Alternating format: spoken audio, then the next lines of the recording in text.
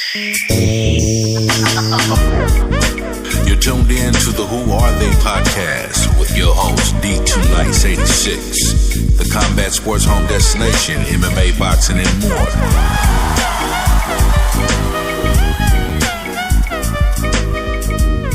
What's up, guys? You already know this is the Who Are They podcast. I'm D2 Nice, and I have with me Tiggy Maximus, baby. And if you haven't heard, it is strap season. So if you don't know, come get some.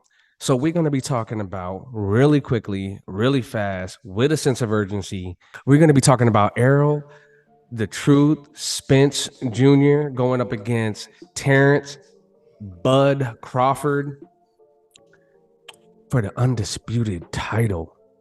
So that means that you have the WBC, WBA, IBF, and you have the WBO titles on the line. So let's go.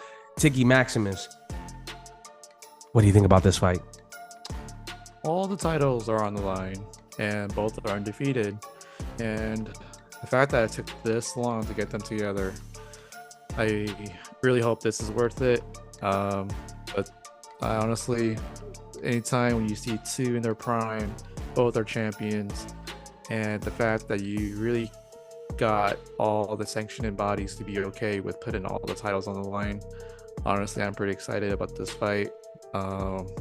Honestly, this will basically go back and forth, and I feel that there won't be a knockout in this one, and I think it's going to go all 12 rounds.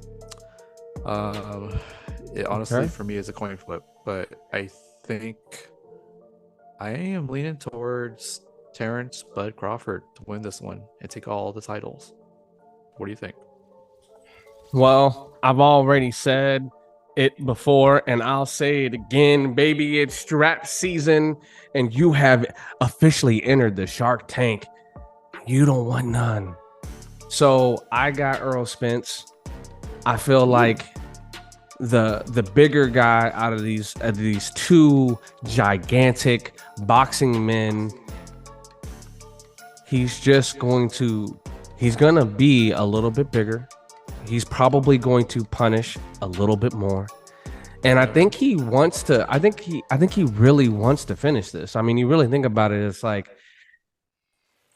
literally it's Goliath versus Goliath. You've already stated they're both undefeated.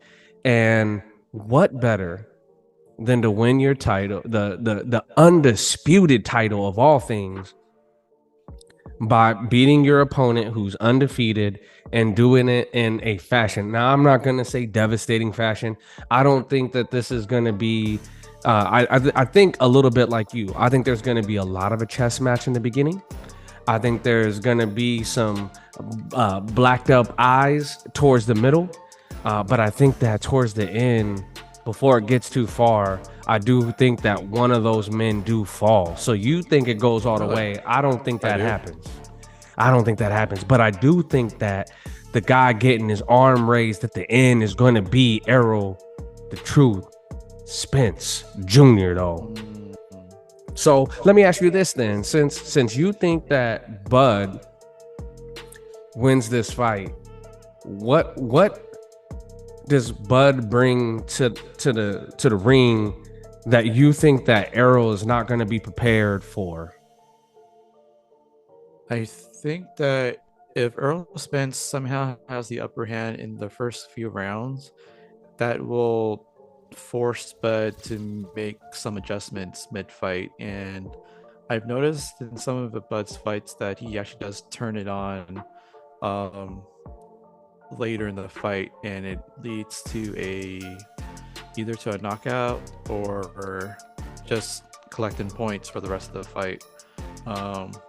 And I like that in a guy like Bud, because like for a fighter who gets beat up early on, and sometimes you see a fighter who just not sure how to really adapt to that and figure out ways to try to get back in the fight and try to win it in the second half of the fight.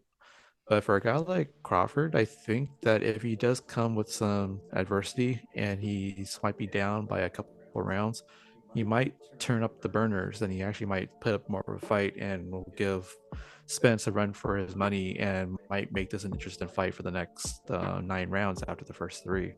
And for someone who can adapt during a fight, those fighters I love seeing, because it gives you that little bit of suspense.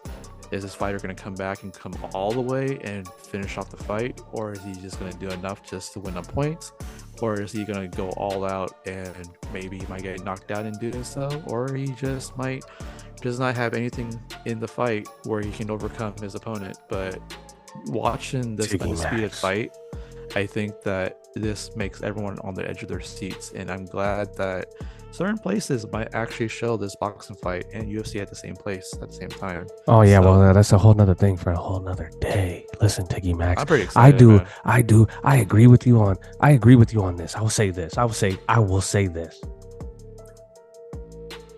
Terrence does have the ability to, and I'm gonna pay homage to Ray Skeeter, who is on the Who Are They podcast. Shout out the Who Are They podcast. Shout out Ray, aka Skeeter. Shout out my boy Tiggy Maximus Prime. And if you haven't shouted us out, show your boys some love. Now, with that being said, I will say this: I do agree with you. Bud does have the. He does tend to turn it on a little bit later in fights. I mean, very technical guy. I do agree with that. But here's the one thing I will say, and then we'll get to what you see in the qualities of Errol. And I'll talk about some of the bad about Errol too. But I will say this: whenever you have a guy who tends to turn it on later, and then tends to turn it on later, and then comes out of that for a particular fight or to prove a particular purpose, tend to run into mistakes, right? Because it's you're fighting outside of your comfort zone. You're doing something different than you normally do. So the one thing I will say is, as great as he is, as technical as he can be, he can punch hard. If he does go too far outside of trying to turn it on in the later rounds, and box and stand toe-to-toe with Errol, I see that being something that leads to his own devastation. So I will say this: this isn't a case of I don't think that Bud Crawford stands a chance, or I don't think that I think he's out of his league. That's not what D2 Nice is saying. D2 Nice is just saying that at the end of the day, he just sees that the likely winner, the guy getting his hand raised, is just going to be Errol. It doesn't mean that I don't think that Bud stands a chance at all. What do you think Errol brings to this fight? Why should people like you and I, who watch fights, not just to see a guy dominate, but actually like to see really good boxing matches? And that means having two opponents that are worthy of being inside the ring together. What do you see in Errol Spence? I think we are going to see the best in Errol Spence. The fact that this is his biggest challenge to date, and to be fighting a guy actually in his prime who is also on the mountain as himself. And honestly, I feel that he has this quickness and power to him, and you're probably going to see a lot of body shots in this one too, coming from Errol Spence. And he will try to set something up, maybe set some traps for Crawford. Maybe see some uppercuts, maybe just seeing a lot of jabs, and maybe just possibly Spence might collect rounds early on and will maybe throw Crawford off his game and make Crawford change up stuff. Honestly, you have their game plans, and if they both were to implement both their game plans, and only one of them is actually doing much better than the other and forces the other to kind of figure out, along with their coaches, to figure out how do you get back into this and try to get back some of those rounds that you have lost. And honestly, going back to my original thought, like, this literally can go either way, but there's just something about Terrence Crawford. I feel that he might do something really special to make sure that he actually does enough to win this fight. But I do still feel that this will go 12 rounds, but it's gonna be a 12-round war. Well, knowing that Tiggy Maximus had an original thought is like knowing that the Big Bang really happened. And let me tell you this, I think that this is the reason why some of us, not all of us, because we really want to know who they are. I think this is why some of us watch fights. It's not because some guy's gonna walk in and walk out with a strap or walk out with a belt or walk out with a win. It's because you're really seeing two men who have to go in, or women for that matter, who have to go in, hop their little butts in between those ropes, and they actually have to fight. They actually have to show up. They have to be mentally prepared, physically prepared, emotionally prepared for the task at hand. And these are the reasons why I get excited when I talk about fights. Again, the one thing I got really tired of hearing is, when I would talk to people and they're like, oh, well, we know he's going to win that fight. Then why are they fighting? Why are fighters fighting people that's not competition?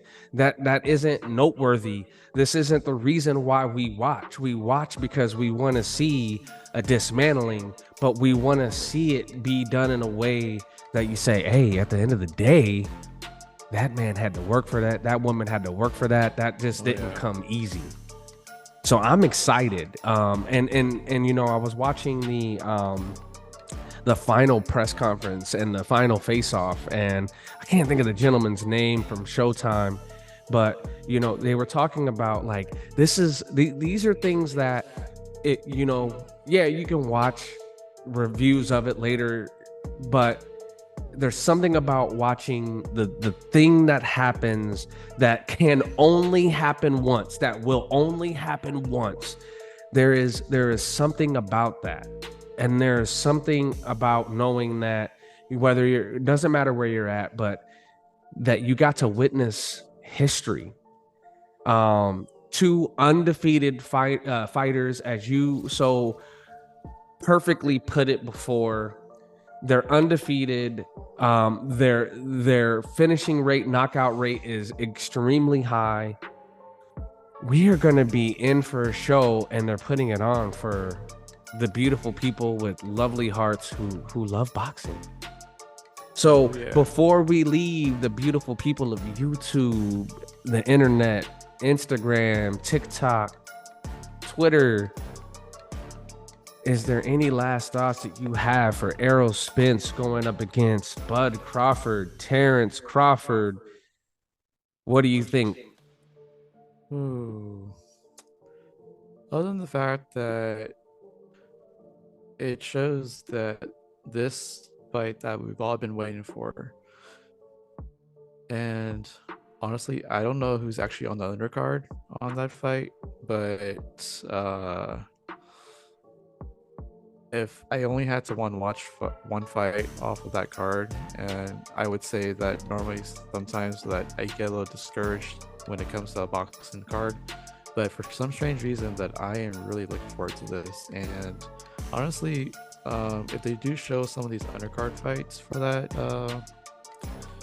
Spence and Crawford, I actually might be a little more invested and actually spend more time watching a little more of that boxing card than I normally would do, because a lot of times that there's only just one fight that you like on the whole thing, and it's the one they only really promote.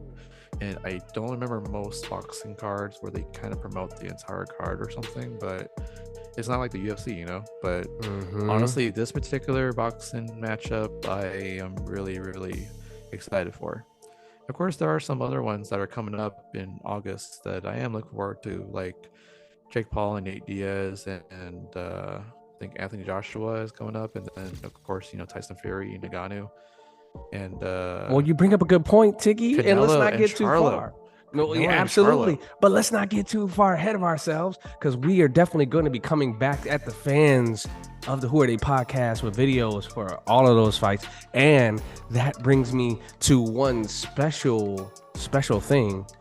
Again, make sure that you like, if you likey, Make sure that you follow if you're not following, and make sure you hit that bell notification, because Tiggy Maximus is a pretty shut your mouth, and you don't want to miss that face. So make sure that that bell notification is on, so that way you are not missing out on all of this beautiful goodness from the Who Are They podcast.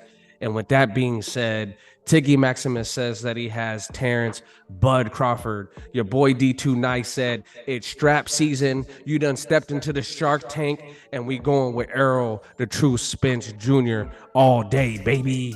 And with that being said, this is the Who Are They podcast. I'm D2 Nice. I'm Tiggy Maximus, baby. And we out.